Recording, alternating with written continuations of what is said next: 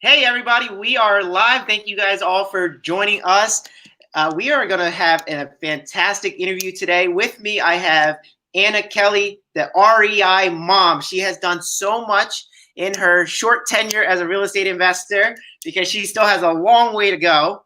She is the founder of Zenith Capital Group, Apex Multifamily, and REI Mom LLC. She is a former top-ranked financial relationship manager for a private bank, and she's been investing for 20 years now.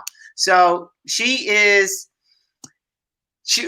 how do I say this? She's one of those people that she knows what she's doing and she's at the highest level. She has built a $60 million portfolio and has invested in over 2,000 doors in limited partners and things like that. But what's great about her is that she relates to people at no matter what level you're at. She's there with you. She understands what you're going through, even though she's done so much.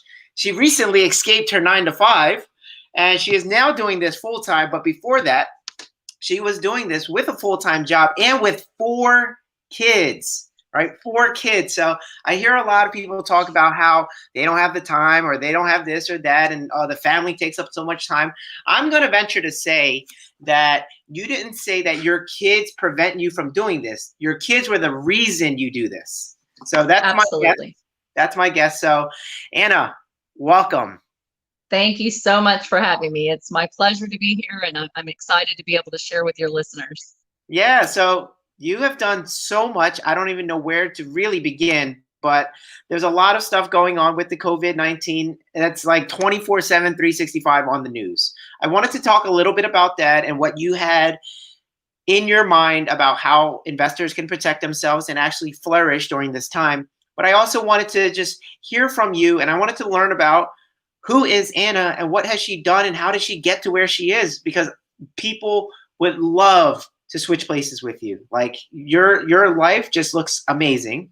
So we just got to hear about you. So tell us, who are you? What have you done? What are you most proud of?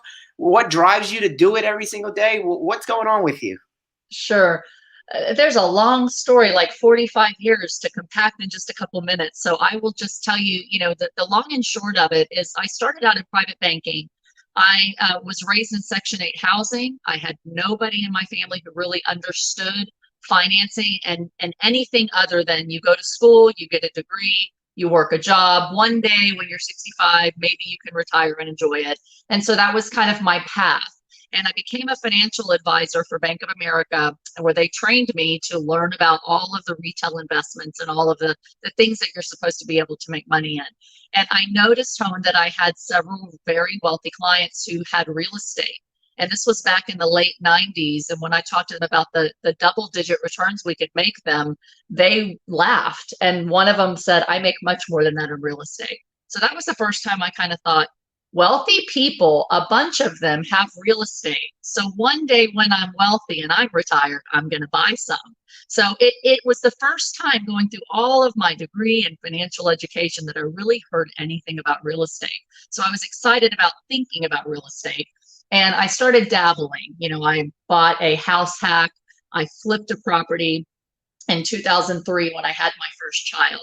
And when you talk about kids, my motivation for really trying real estate early was to be home with my babies. Because in 2003, when I had my first child, I was very driven to go up that corporate ladder, to just climb the corporate ladder of success and make a bunch of money until I held my baby. And when that happened, my whole perspective on life changed. And I said, I need to be home and I need to figure out a way to replace my income.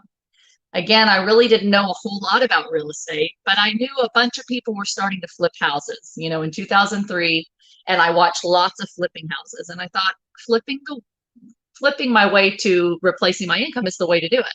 So I flipped a house. Long story short, we failed. We lost a lot of money. And my husband said, we're not doing that again. So I continued down that corporate ladder. I worked, I put my baby in daycare. It broke my heart. I was working for AIG, but I had a really strong income. And at that point, I made about 3 times what my husband did because he was just starting out as a chiropractor with lots of school debt.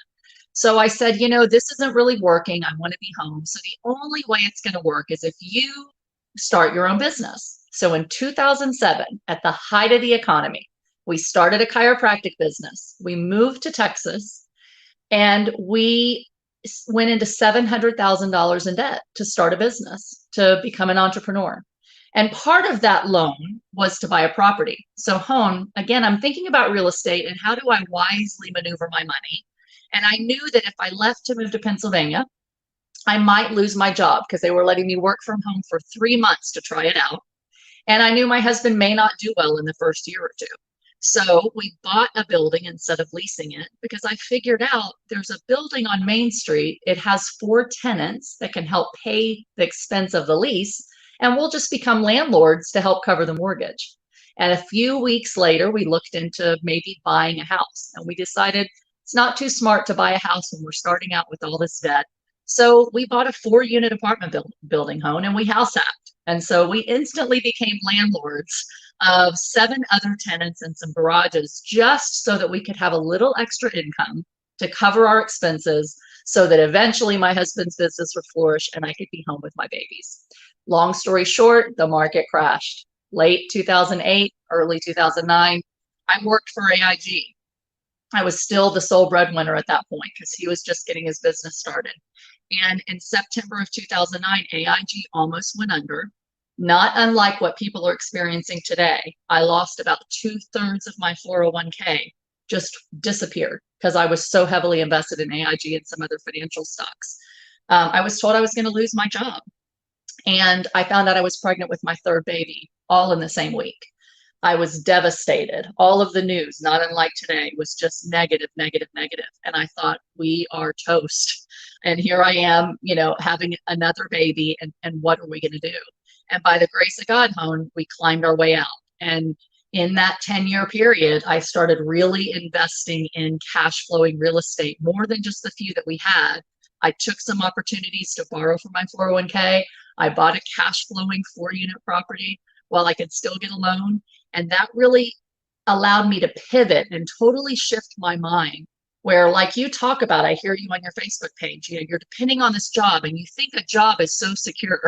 And I went from thinking, okay, I work for one of the largest companies in the world. My job is secure. So once I was past that 3-month trial work from home, I thought I had it made. But I wanted to be home. And my husband, I thought entrepreneurship, that's the way to financial freedom. Well, little did we know that, $700,000 of debt and 6-figure school loans was going to lead us to being business owners. And it was very, very difficult. We struggled, during 2009 and 10. And I realized if I want to be okay, I have to take control of my finances. And the only thing that was stable through that was my rental income. So I said, I need more rental income. And long story short, 10 years later, I went from, negative hundreds of $1,000s net worth, a job that was collapsing, an entrepreneurship that I ran with my husband. And we put in the hard work and the sweat equity. You said, oh, it looks so great today. For 10 years, it was 70 to 80 hours a week between my work and my real estate business and raising kids and handling my husband's business. But in 10 years, we became multimillionaires through investing in cash flowing real estate. And so we're in a much better position today. But I understand and I still feel and remember the fear that I was under and my challenges with having to navigate 2009 and to use the challenges to turn them into opportunities to grow financially independent. And so that's what I hope to encourage your viewers today to be able to do, that if I can do it, truly, I believe anybody can. This whole idea of turning these challenges into an opportunity. Now, it's said by a lot of people who are doing really well. They are doing really well. And I often hear like, oh, well, if I was doing that well, then I'd be able to say that too, right? It's kind of this weird cat or mouse game or chicken or egg. Let's get into more specifics. What is it that allows somebody to take today's environment? Because you grew through it in 2009. What specifically would you tell somebody? How would they grow in this environment, 2020? We just experienced a crash and it happened like that. It was the fastest crash I've ever seen. And here we are. So what is it that people should do? I mean, because all they can focus on right now is what the news is putting out there. It's doom and gloom every single day. I like to have a more hopeful and more strategic conversation. So if you wouldn't mind, what could people do specifically, and what are you doing specifically? And that may be two Sure. different things. It may be the same. I'm not sure. Sure. So I think the first thing, Hon, is people need to be able to take a deep breath, turn off the news for a little bit. At least don't have it constantly flowing at you. You know, check CNBC, see what's happening in the mortgage world, see if anybody else is closing down companies. You know, check and then get off of it and let yourself have time to really just to think and to process. And so it's very, very important that you not let yourself get completely caught up in fear and the doom and gloom news. You've got to be able to say, I'm going to overcome the very real fears and not make decisions based upon fear. And so while it's normal to be afraid of the unknown, and uncertainty creates some fear, when you wallow in that fear and you're consumed by that fear, it clouds your vision and it clouds your mind from being able to see past problems and into being able to find solutions and to find a way forward. And so I think it's very, very important first to just commit to yourself that even when the news is bad and even when things seem bleak, you've got to commit to yourself that you are going to overcome this no matter what, no matter how long it takes. And to just position your mind to be able to say, things may be bad and things may be difficult, but I do not have to succumb to that. I can rise above all of the challenges thrown at me and figure out a way forward. And so first thing is just mindset. You know, cry your tears. It's okay. We can't totally control our emotions. If you've lost a job today, it's okay to grieve that and to be afraid, but don't let it paralyze you and bury your head in the pillow like I did for too long, frankly.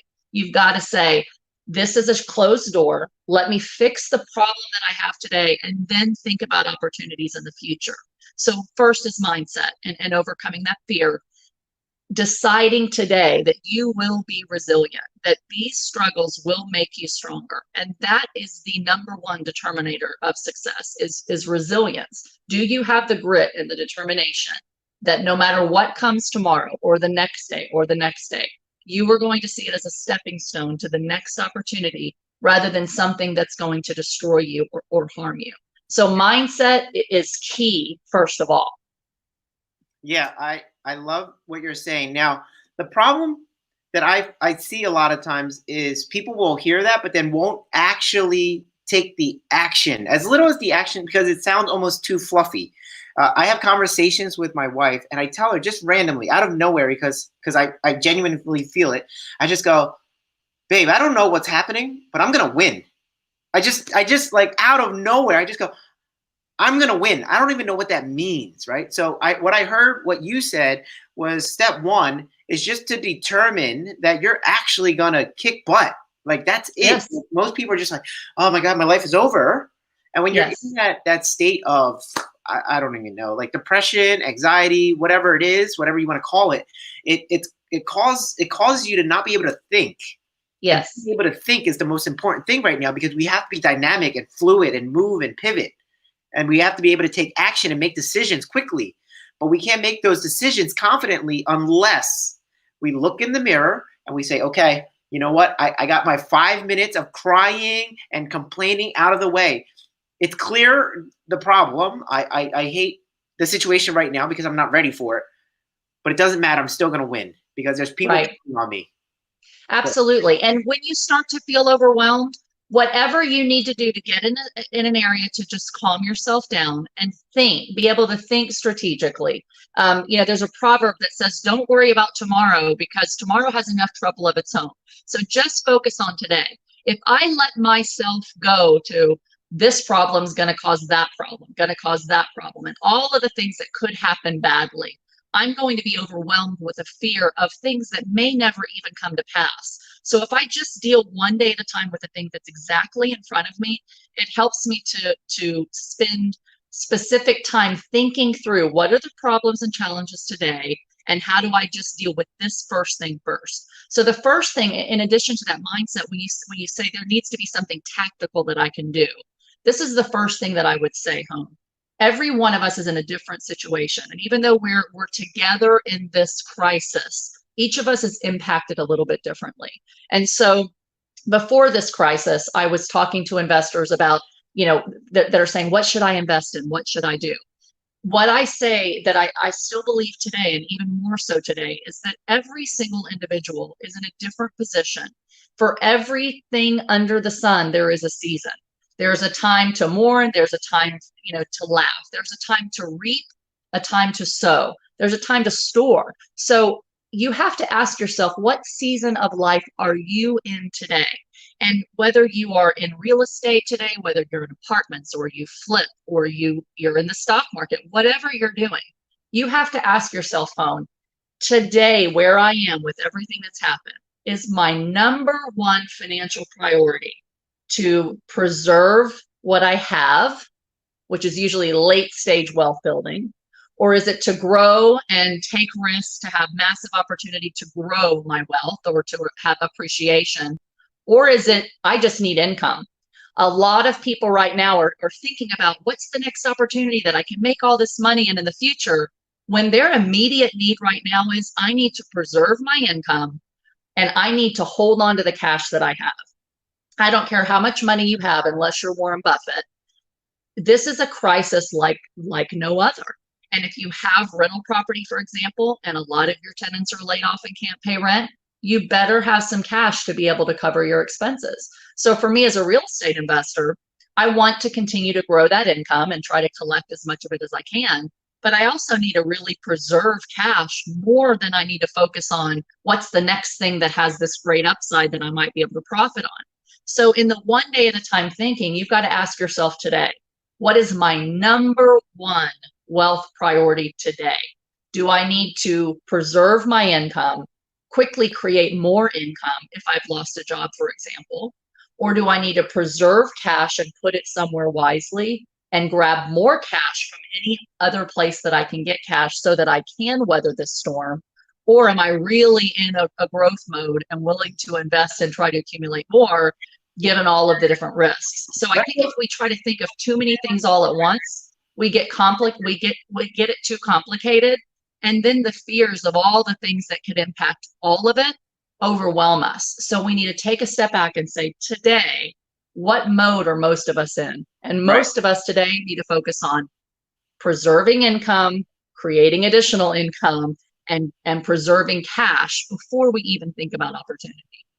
Okay, so it sounds like I want to say, to make it easy, because a lot of times when too much is given to us all at once, people don't know how to process it. So let's break it into like 3 simple steps. Okay, so it's take a look at your life and ask yourself, where am I in the sense of, am I surviving, or do I need to, or am I in the position to take action, right? So it's like, do I need to preserve, or do I need to take action and create more wealth, right? From there, there's another like kind of checkpoint of if you have to preserve, what does that mean? Does that mean calling your mortgage company and delaying payments? Does it mean like doing all of those kind of things? Or does it mean like cutting back on Netflix and all, or shopping smarter? So we have to figure out this roadmap, the simplified roadmap for people. But if somebody, let's go into specific, if somebody was, say, in their 30s, right, maybe late 30s, they have a young family, maybe 2 kids, let's say 2 kids under the age of 5, and maybe they lost their jobs, like they're both unemployed. So what would you say to them? But they were aspiring real estate investors right before this happened. So, yes. And the reason I crafted it like that is maybe that's a lot of the listeners, right? Absolutely. Yes. This young family, and they want to do stuff, but yeah. So home, what you have to do is to say, for today, I'm not shutting the door on being opportunistic. I'm not shutting the door on creating more wealth and more appreciation and taking advantage of opportunities. But before I can do that, I need to make sure that I'm not going to lose my shirt if something goes bad with one of those investments, because right now I have to put food on the table and I have to cover my rent. So you should be focused on, first, if you've lost your job, how can you replace that income to cover your basic needs? The first thing you should be doing is filing for unemployment. So right now, the federal government is giving an extra $600 a week to those that are impacted by COVID-19 through unemployment. So immediately file for unemployment so that you've got some cash coming in. Plan to take the $1,200 per adult check from the government and $500 per child when it comes, and don't use that to invest. Use that to pay for your food and to pay for your rent or your mortgage. You need to think about what other sources of cash can I use just to survive first and foremost. Like no time like today, if you've lost your job, you do not have any place in trying to find investment opportunities until you have saved enough cash to get you through the next 3 to 6 months without a job, period. You just have no place to do it. Otherwise, you're putting in significant risk to an already very difficult situation. So apply for unemployment, wait for the check. If you're a small business owner or a contractor, apply for the SBA loan that's available and the cash advance that may be available. Those are going to take some weeks to come through, but they're immediate sources of cash. So I want you to think of, where can I get cash to get through this emergency before I even think about investing? And what resources do I have that can provide me cash to cover my expenses and maybe a little extra income? So another source might be, if you have credit lines and low interest credit card offers. I am not advocating massive debt. For me, I love mortgages. Low rate, long-term fixed mortgages, great.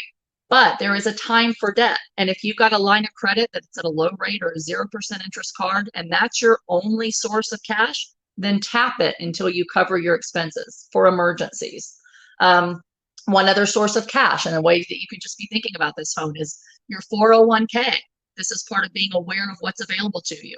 Now with the CARES Act, you can tap $100,000 of your 401k for an emergency without the 10% penalty that you normally would have if you withdraw it. So for me, during the crisis, I borrowed from my 401k. I could only borrow 50,000. Well, today the government's letting you take 100. So if you really have no cash, take the 401k, talk to your financial advisor, your CPA, and figure out if you should borrow it or take it. But that's an immediate source of cash that you can use today just to get through until you have a job again, and then utilize it to invest in later, or maybe buy an income producing 4-unit property to bring you in some income until you've replaced your job. So you just need to be thinking about cash to cover your expenses and another way to bring in income to replace your lost income first and foremost. Right. So I like the 401k thing because that is a source of cash that we didn't necessarily have access to in a nice way. Now you can just take the money, and you have to understand the details. So you have 3 years to pay it back or pay taxes on the money and things like that. But you have access to that money. And even if you have to pay the taxes on it, you can be smarter and maybe put the tax part into a life insurance policy, like a whole life insurance policy that has cash value. So it's building. And then 3 years from now, you can take that money or borrow against it and pay the taxes on the money. And then you can use the remaining money to reallocate to things like real estate, if that's what you always wanted to do. But then, as you said, make sure you understand your needs. If you have bills and you have food that you have to buy and your savings is very low, don't take unnecessary risks to try to come up. Offense is a good strategy. Offense is often a good strategy, but sometimes not the best strategy depending on the situation. So don't take risks that are a little above and beyond, because there is that potential for loss. And if you can't absorb loss, maybe don't do it right now. There's a time and a place, just like you were saying, for mourning and then for celebrating and all of that. There's a time and a place for excessive risk, and then there's a time and a place for be extra conservative, because we got to get through this, and we have no idea when the ending of this will be. We Absolutely. And one of the things I think you have to be careful of, even with that, so in 2009, when I borrowed from my 401k, I used it as a down payment for a 4-unit, and I instantly made about $1,400 to $1,600 a month in extra income. But real estate in my market and rents weren't significantly hit. Now what you've got to ask yourself is it wise to throw all of that money in buying a rental property when we're in a crisis that is impacting people's ability to pay rents and might just add one more burden onto us of having to pay taxes and insurance and a mortgage on a property where people might not be able to pay rent. So you've got to weigh all of those options and your own risk tolerance. And again, say, am I taking this because I just need this money to live on until I get a job back? Or can I afford to keep part of it to live on for, let's say, 6 months, and then the other part to maybe invest in an investment property in a really resilient area where people's jobs haven't been too impacted. But those are all the kind of things that you need to actually write down today is, what is my number one priority for the next 3 to 6 months? If I need cash to replace my income, what are all of the resources available to me today to create income and to cover my living expenses? Once you have those things done and the stress is off your shoulders that you're going to be able to eat and cover your shelter, once that is taken care of, the amount of you'll be able to operate from a place of less anxiety and more peace to be able to think more clearly then, okay, what do I do the next 6 months from now? Okay, so let's pretend that this is exactly like 2009 when you first got started. Today, you have a $60 million portfolio. Okay, for a lot of people, they're just like, 60 what? Right? That's a big number. How does somebody get to there? Like, let's say this is 2009, and everything that happened in 2009 is going to happen in 2020, and in 2030, we're going to have the same trajectory and everything, right? Let's imagine everything's the same. What would you have done differently back in 2009, knowing that things would go, let's say today's 2019, not 2020, today's 2019, and things went all the way up. What would you have done differently, or what would you have done the same that would allow you to either end up with the same portfolio or a bigger portfolio? So for all those listening, I just want to have people more hopeful and optimistic, because we're going to get it out of this eventually. And if we don't get out of this eventually, then we have bigger problems to worry about. But let's say we do. Yeah. Then what would you do? I think the things that I would have done the same is I made for myself a gut check, like we said, of what is the main thing I need. And I needed more income. So I needed to find a way to produce more income. For me, that was real estate. For some people, it might be, you get a job at Amazon answering phones for a while and you start, creating something that you can sell and creating some more income. For me, it was, let's buy an income property. I think I would still buy an income property today if I had enough cash sitting there, and if I could have borrowed from the 401k to buy a 4-unit, I still would have done that. I think there's a little more risk today just because people could lose jobs and you could have to float it for a few months if you don't collect all of your rents. The thing that I wish I had done much sooner, Hone, looking back, is not trying to go it alone on my own. I was paralyzed with, what do I do? And I didn't know anybody else, any other investors. It was just myself. And I thought, how do I get through this? I bought some books and tried to figure things out. But I wish that I had reached out to a network of people wiser than myself who had already been in real estate to say, how can I keep growing when all the banks have stopped lending? I bought the one property, and after that, nobody would lend to me because I had a risky job. I worked for AIG. They knew AIG was in the news every day and going under. I had huge debt. I didn't have cash. Nobody wanted to lend to me. I wish that I had known about partnerships and creative seller financing and other ways to bring in other people's money, like private money lending. I had no idea. So take this time to educate yourself. And I did take time to educate myself, but I didn't trust working with partners because I had been jaded by a fraud coach, long story. But there's a lot of fraudsters that are going to come out of the woodwork right now. When people are desperate and people hurting, you're going to have tons of people trying to get you to sell, pay them $20,000 for a course.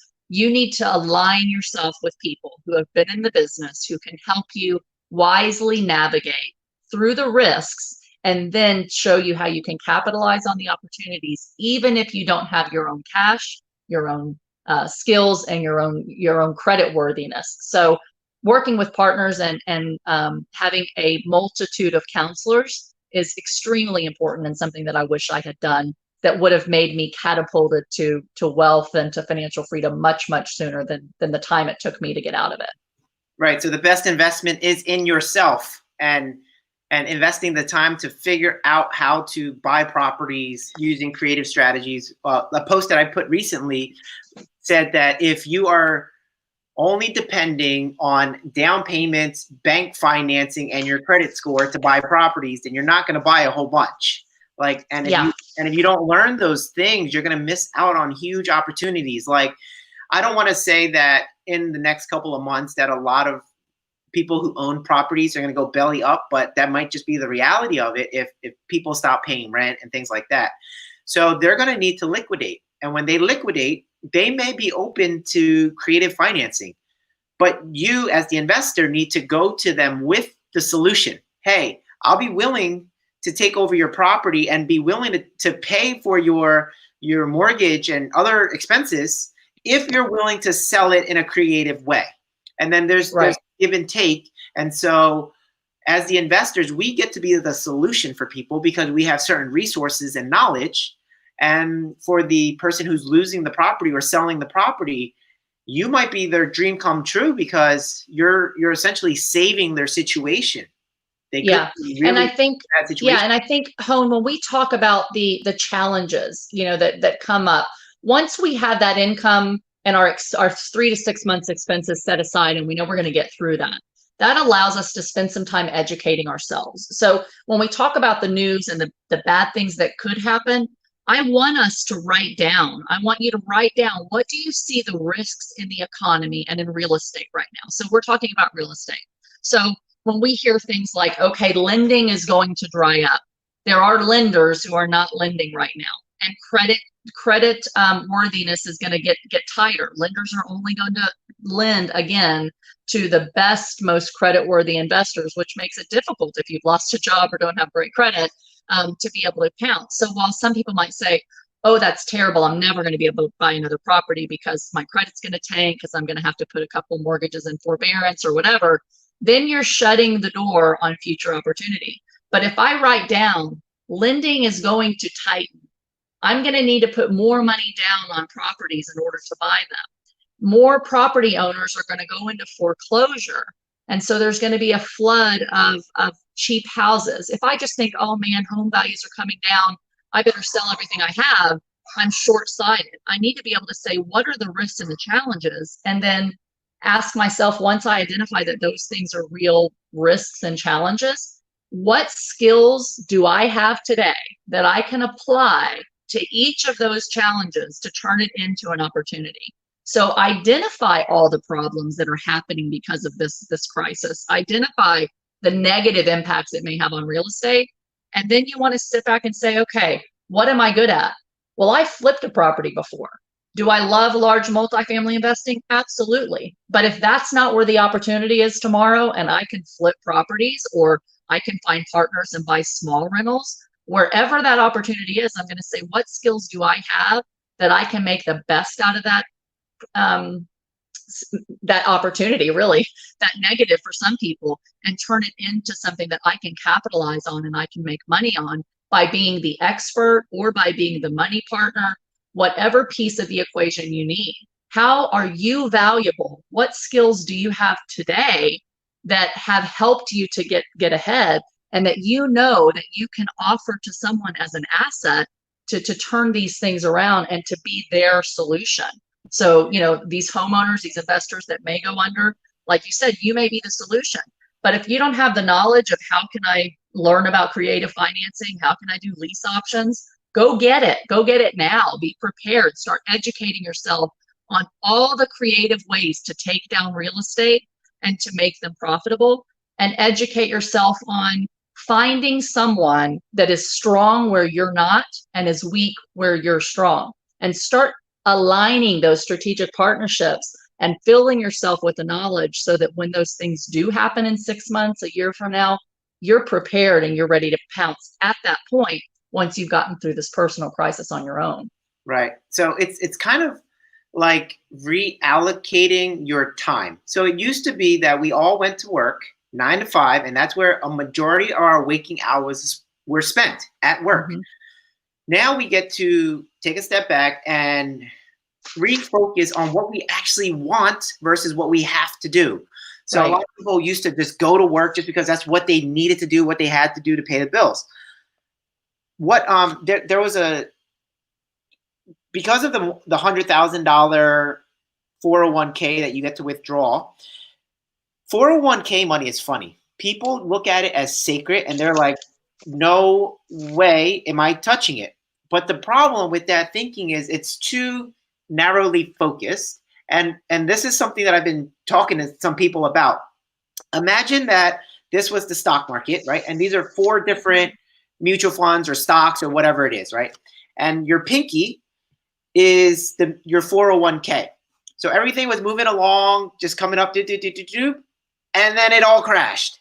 And so now we're saying, take your 401k money out, right? And people are like, no way. And I am definitely not selling at the bottom. That is the worst thing you can possibly do. I am not selling down there. But what they fail to realize is that when everything drops, everything is low. So if you took the money out of here and bought it here in index finger, right, and everything goes back up and you happen to choose correctly, index finger might end up higher than pinky finger, but you got to buy them all at this low point. So what you need to do, I guess, is refocus what you're good at, like you were saying, find other people who are good at what you're not good at, bring something of value to the table. It might be part of the $100,000, and then reallocate your time, efforts, and resources into something that when it goes back up, you win, and you win bigger. So this is a good time where people can focus on educating and then kind of like meditating almost, right? It's like meditating. What am I good at? And I think a lot of people never took the time actually to meditate on that. They have no idea what they're good at. And oftentimes if I ask them, what are you good at? The first answer, I don't know. Yeah. And it could be true. It absolutely could be true. And I understand why it's true. But this is the time where if you continue to say, I don't know, you're going to miss a huge opportunity. So this is the time where, what am I good at? Or what would I like to be good at? Right. So 2 things there. One is change the I don't know to how can I? Every single thing that comes up, you need to say, how can I do this? If I was paid $1 million to figure this problem out, how can I do it? Either with my own skills or with somebody else's knowledge or with somebody else's money. Take off the table the excuses and say, what can I do today to fix this problem? List every problem, list all of the things that you're good at. And if you don't know, take a pen and paper and start writing it down. Go back and look at, what have I accomplished in school and work? Why did I get that promotion? Why did I get that award? And write down those things, and you'll start to uncover, wow, I have more to offer than I thought I had to offer. But until you take the time to actually write it down, write your successes, you'll wallow in this, I can't do this, I don't have the money, I don't have the time, I'm never going to do it. Once you write down something, it's powerful. Look at it every day and look at what you have and what your resources are and the people you know. I think I've heard you say, and I don't know who said it originally, but you are the product of the 5 people you hang around with. Talk to the 5 people that you know that have done really well with money and ask them, what would you do in this situation? Can you offer me some advice and some guidance? And then think about it. Ask them, what do you see as my strengths? What do you see as my weaknesses? Get vulnerable. You have nothing to lose. And from that, you develop a plan of, what are my problems I need to solve? How can I solve them? And then how can I not only solve them, but turn it into something that really benefits the world and benefits me in return? And that's sometimes how you find those opportunities where you wouldn't find them if you didn't really strategically think about them.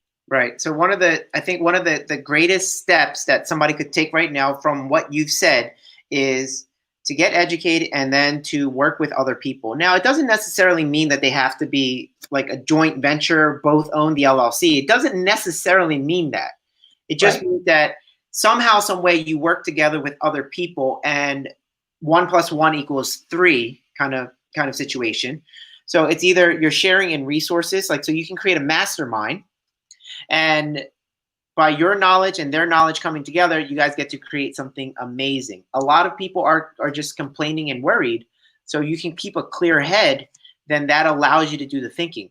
What I haven't said in other previous Facebook Lives is that the reason that I'm interviewing and sharing all of this information with everybody is so that I get it first. I'm having the conversation with you, right? And yes, I'm delivering value, but for me, this is invaluable. This is me. This is my partnership with you. This is me taking my brain and putting it with yours and seeing, like, am I missing anything? Is there something that Anna has done, because she's built this huge portfolio over the years? What is it that she's doing and how is she thinking? And so if I can adopt that mindset, then I'm all the better. And just by proximity, we're not next to each other, but we're close enough. I think that proximity there is what's going to allow me to keep the right frame of mind so that I can continue to make good decisions through this time. Because it's easy to just dig your or put your head in the sand. It's easy to just like escape from your problems. But this is not the time. This is the time where, if ever there was a time before to put 100% of your efforts into anything, it's now, because you need to really grow out of this. This is the time where wealth transfers to the people who are ready. Yeah. So and you have to really be able to say, I'm in this for the long game. If you think, man, if I try for 3 to 6 months and the economy's still bad, I'm not taking any risk, I'm out. You're going to be out.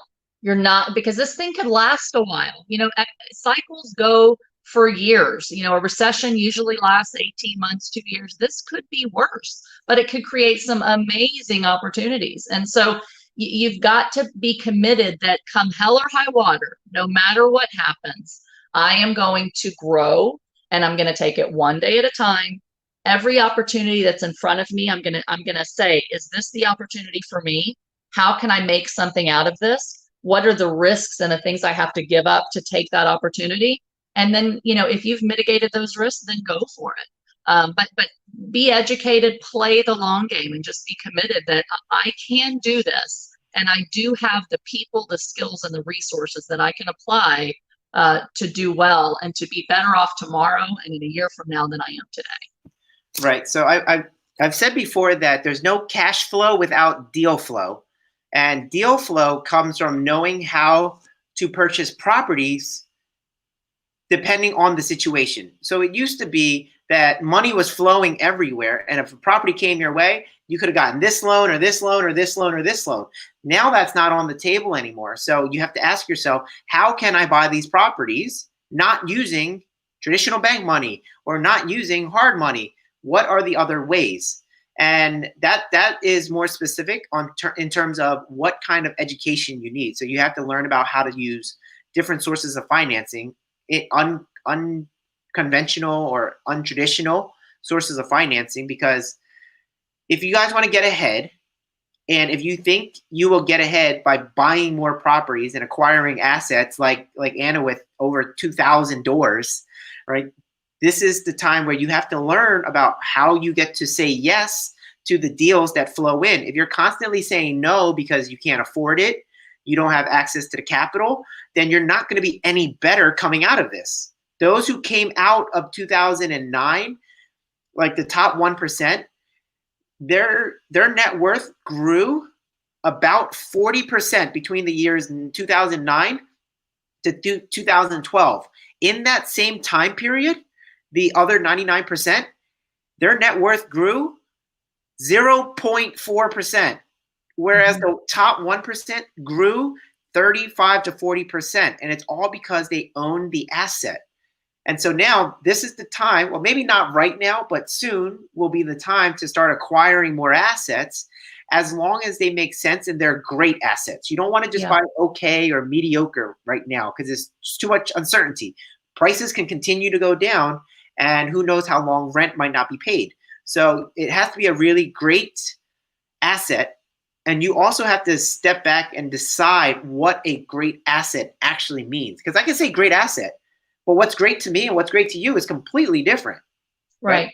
To me, maybe a great asset could be a property where the after repair value isn't so high, and then I focus on government assisted properties or rents, And that's a great asset for me, but it's not a great asset for you because that may not be the asset class that you want to be a part of. So it varies between individuals. So for me, that might be what I'm looking for, because I want this government-backed income, which I have a lot of, right? A lot of Section 8 and such. I want this government-backed income, but at the same time, I don't necessarily want to say no to other things, but I need to know me, and I need to know what great equals. And I think that's a problem too. People want to invest. They just don't know what to invest in. Even if it's and I think that's where it comes back to what's more important to you right now. Is it the potential appreciation in quick chunks of cash, like on a flip, or is it, some sexy apartment building that I'm going to own in 5 years and I'm going to make millions of dollars on, you hope? Or is it going to be, I need income and I want that stable income? And something that's interesting, Hone, is a lot of people that have been in this value play. We want mass appreciation. We want it really, really quickly. We're basically flipping big properties, flipping big apartment buildings. All of a sudden, they're stuck with these apartment buildings with a lot of expenses that have gone in, and they may have a difficult time refinancing them, and they might not be able to sustain those high rents. And people that poo-pooed on Section 8 are suddenly going, whoa, the only investors right now that have rentals that aren't worried, those that get a check from Section 8 every single month. So suddenly having stable income looks very, very attractive to maybe somebody that was really focused on appreciation. And now with where we are in the economy, they're going, wait a second. Right now, what's more important is that I have stable income and that I hold on to some of this cash so that I can cover my mortgages when my tenants don't pay, instead of going after to buy another value add flip.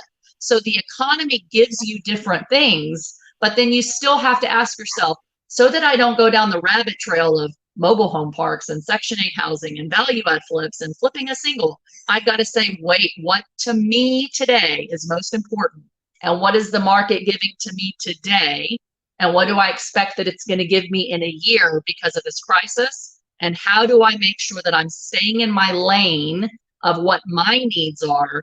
Then I know to say yes only to opportunities that meet that bucket. So for me, I want stable income. I want to accumulate more and more and more stable income.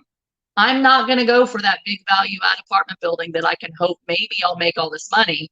I'd love to go buy. And in fact, I have a Section 8 complex under contract now, about an hour and a half away from me. And I'm more excited about it now than when I was talking to the owner about it 6 months ago. So look at what you need and only say yes to those opportunities that the market gives you that meet that bucket, at least for the next year. Right. That's so true. Now, here's what's cool, and this is the hopeful side and the optimistic side, is that maybe there are properties that are not in the C-class area, right? Maybe I want to own an A-class. Well, I guess this is the time to buy, or maybe soon, where if I have the resources and maybe I partner up with somebody, but this might be the time where I snag an A-class property in a really nice part of town and at rock bottom prices. And then eventually it comes back up. And then in 5 years from now, 10 years from now, when we're having this conversation again, I'm like, yo, Anna, you remember in 2020? Well, I bought this, right? It's my pride and joy. It's this, amazing building. So this could be the time where people do shuffle what it is that they want. But they just need to sit down and see what it is that they actually want. But this is that time. This is really that time. And be willing to make the sacrifices that it's going to take to reach what you want to. Because I tell you, I thought, man, these opportunities are going to come and in a couple of years I'll be out of this thing. It took a lot of blood, sweat, and tears and a lot of sweat equity because I didn't have the cash at all at that time. All I had was my mind and having to try to figure out how to put in time and sweat equity in my mind to make something valuable. Now it's kind of shifted to where I have a lot more experience in cash and I don't have as much time because I've got 4 kids and all these other properties and things. So I'm thinking about acquiring things in a different way where I can use my mind and my experience and cash, but not buy stuff that needs as much work. And so everybody's on a different timetable, but know that this is just because there's opportunity doesn't mean that it's going to be easy. You've got to be willing to make the commitment now that I'm going to do whatever it takes ethically and morally within myself to be able to capitalize on opportunity, no matter how hard it is, no matter what the challenges come.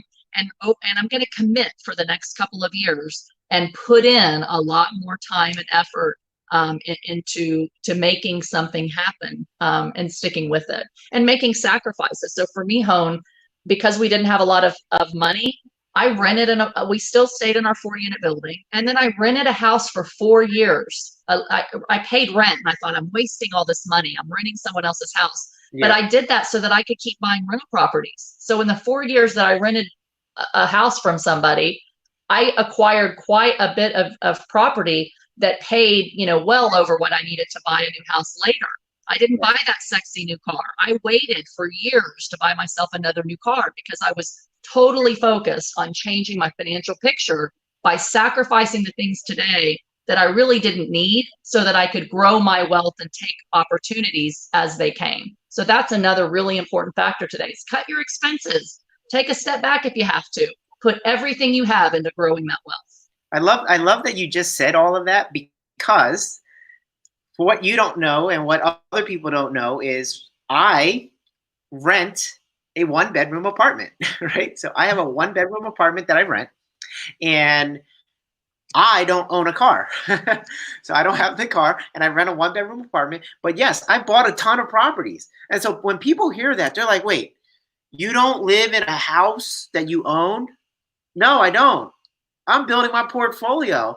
And in however many years, like, I can buy 10 houses. Yeah. Like, but that's not what I want right now. It's that we're building, right? This is the building. And so if renting for a couple of years and not having the house or not having the car leads me to having a $60 million portfolio with 2,000 doors, then so be it. Let's keep going, right? Absolutely. You focus on meeting your needs and then expanding your means. So yes, first you have to live below your means, but while you live below your means, you work on expanding your means, and then your means become extremely 10 times higher because you made those sacrifices and you strategically allocated your money toward things that were going to bring you more cash and income. And then when you go to buy your house, you'll be so much more thankful because you'll have something that you want to live in for a long time. And the renting was just a tool that allowed you to build to where you can get that ultimate house in the future. Right. I guess too many people are driven by their ego and how they appear to other people. And once you get over that, you can do amazing things. Yeah. I wanted to ask, though, what do you think, and this is for you to be more introspective, but what do you think made you so special? There's a lot of Anna fans out there. There's a lot of people. When I said that I'm going to be interviewing you, they're like, oh my God, let me know when that happens. I'm her biggest fan. I definitely want to see it and all that. So there's a lot of Anna fans out there. But in order to become an Anna fan, Anna needed to become someone really special. What is it that you think allowed you to be special? Even though you say, like, if I could do it, you can do it. And a lot of people say that. What is it that made you extra special to be in the position that you're in now with 4 kids, $60 million portfolio, 2,000 doors? And I keep repeating that stuff because it's amazing. It's really amazing. So I wanted to highlight that about you. What is it that makes you so special? And what has made you special throughout the years? Wow, Hone. I've never really thought about the answer to that. First of all, it's very humbling, and I appreciate your kindness. I think, I started out with nothing, and I know a lot of people say that, but really when you start out with nothing and you realize that all you really need to be happy in life is love. And, I think we're here to love God, to love others. And when you know that you have people and you have community and you have your family and that you're okay. I've lived in Section 8 housing until I was 15 years old, and we were okay.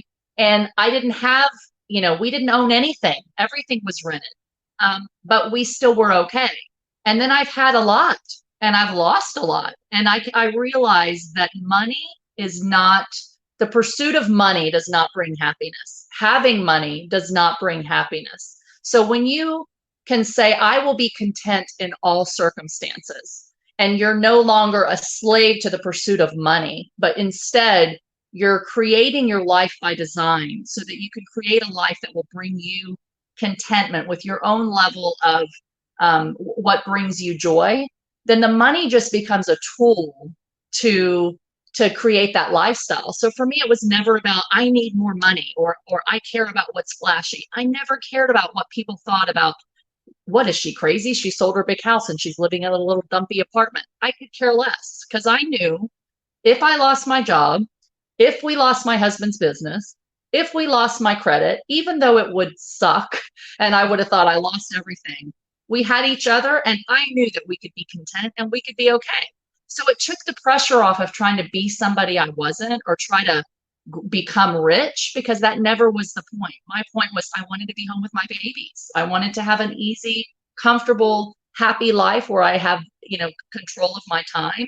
And the money was just a tool to allow me to create that life that brought me joy. And so I think people have told me that they resonate with that, because it's not about the money. It's about creating the lifestyle you desire, and using money and using debt wisely to create that life that brings you joy and brings you contentment. And because that's what I was pursuing, I was able to do it with more peace. And I think I was able to make wiser decisions, because my goal was, let me protect and provide for my family, buy the financial freedom. And once I have enough, I'm going to be content. And when I operate from a place of contentment instead of I need, and I didn't take risks that were unnecessary. I was able to take calculated risks, but I didn't create crazy risk, and throw it all away and throw my family away and be a slave to the job or a slave to the chasing money, because that's never what it was about for me. So those are the things that people say resonated with them. And I think what helped me to grow in a healthy way, it seemed for me that it took forever. In hindsight, it was all worth it. But I think that I had a good perspective on life, and I had a grit and a determination that I would be home with my babies no matter what. I got it. Okay. So you said words, and then I heard words, and then my brain swirled them around, and then it's going to say words based on what it heard. What I heard from you was that your special sauce, your edge that allowed you to become who you are today, was that your drive was more internal than external. And what I mean by that is, if you think some people buy a Ferrari because they want other people to see that they have a Ferrari. All right, oh, look at me, I'm so special, I have this Ferrari, I'm driving around. And then other people buy the Ferrari because they genuinely like Italian engineering, and they like horsepower, and they like how the engines tune and how it won all of these races and all. So then there's this internal love for it. It's a passion, right? So for you, you are internally driven because your desire to be with your family meant more than anything, and you saw that the money was a tool, as you were saying, to allow you to get what it is that you truly wanted. Was this internal desire, and it had nothing to do with how you looked. And because it didn't matter of how you looked, you didn't take unique or weird or risky financial endeavors. You didn't take on financial endeavors for the pizzazz. You took very calculated risks. No matter what it looked like, it was all calculated. It was all a math problem, nothing emotional to it.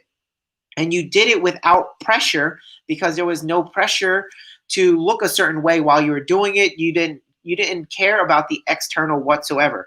That allowed you and gave you the gift to be able to pursue these real estate investments, again, as just like a machine processing yes, no, yes, no, yes, no. And by doing the right investments over and over and over time, you amass this great fortune that ultimately gave you what you always wanted, which was this free time with your family. And you've been able to do that 10 times over, way above and beyond what you actually need. At this point, it's just, you're automatic because you built the habit of how to do this thing. But now you just kind of do it over and over and over. You could have stopped at 10 million, but you kept going to 60 million. You might stop at 600 million. But it's just because all you saw it was a tool, and you worked at it until it became a habit, and you just did it every single day for years and years and years on end without really thinking about it. All you knew is that you wanted to spend more time with your family, and you were internally driven. You didn't worry about what anybody else said, because you understood the fundamentals of real estate investing. And I think that's really important. You understood the fundamentals of real estate investing, and you were able to mitigate your risk so that it wasn't high risk, high reward. It was low risk, high reward. And you got rewarded over and over and over. And when the times that it didn't work out, it was low risk anyway, so that it didn't wipe you out, because that often happens as well. So you took these calculated risks where you mitigated your risk, and you were able to do it from a state of being, a well-being, where you weren't pressured by any external force. You were just doing this because you knew what you wanted in this life, and the opinions of others did not matter. Was that right? Absolutely. Absolutely. Yeah, that's great. And I think you have me pegged pretty well. You know, I took risks, but I took calculated risks. And kind of to the point of the reason I'm telling everybody, know what's important to you right now. Is it the income, or is it the growth, even if there's risk? You know, and for me, I knew the income is what it was. I never looked at an investment to say, how much is this going to grow my net worth? How much am I going to make on the back end? I knew that real estate was so powerful that it would grow my net worth and it would give me upside on the back end, but I bought it with one laser focus: income. I needed enough passive income coming in that I could be with my babies if I never bought another property a day in my life. I could hang it up and I could be financially free for the rest of my life. And it wasn't until I had enough income to replace my six-figure income at my job, and enough that I knew I could pay for helping my kids go to school, and replace a couple of vehicles, that I looked at my personal financial statement and went, whoa, not only do I have the income, but now I have this big net worth. It was not even on my radar home, the net worth, because that wasn't what it was about. But it allowed me to only purchase properties that were going to grow my income. And it allowed me to say no to many other things that had a lot of potential upside with risk, until I had that income piece covered. Now that I have that income piece covered, I've been able to really scale in the last year and take advantage of some of those opportunities where I have big upside or big chunks of cash or big appreciation. But none of that I would have been ready for if I hadn't been really laser focused on just creating the financial freedom to create my time freedom, because I was focused on income generating investments. Awesome. So that hyper focus and your clarity on why you're doing it just allowed you to do it. I think that ultimately is it. And with all of the time that people have now, I think they get to become hyper focused and clear. Yes. With that clarity, with that focus, humans can do amazing things. Absolutely. All right. Well, Anna, what would you like to leave everybody with? If you had one piece of advice for everybody listening, what would you leave them with? I would say master money. Learn to use money to your advantage, so that money does not enslave you, and that money doesn't bring you down. You know, money is a powerful tool and a horrible master. And that's what I've learned through this journey. Is right now, no matter what's happening in the economy, there will always be ways that you can take advantage of money, whether it be your own money or other people's money or partnerships, and navigate that money with the opportunities that come toward you to help you to reach your own personal goals. That takes education, and it takes very strategically always looking at the money that's available to you from every single resource and saying, how can I powerfully navigate this in order to reach my goals? That's fantastic. Here's what I heard with that. And it's deep, because a lot of people think they know how money works because they go to work and then they pay their bills. But if somebody listens to this today at a lower level of financial literacy and education, they will hear the message one way. If you guys come back to this video after growing a lot in the terms of wealth and education, financial education, what Anna just said is golden, but it requires level after level of graduating to higher levels to be able to understand what you just said, that money is this tool that you need to learn how to use and not be enslaved by. So that there is really tricky. I've had a lot of conversations around that. So thank you for dropping that one, right? Because people really need to learn how money works. I would love for people to get in contact with you. How can people get in contact with you? Sure. So you can find me on Facebook at Anna REI Mom Kelley. I have a Facebook group that's creating real estate wealth that lasts with Anna REI Mom, and send me a messenger there.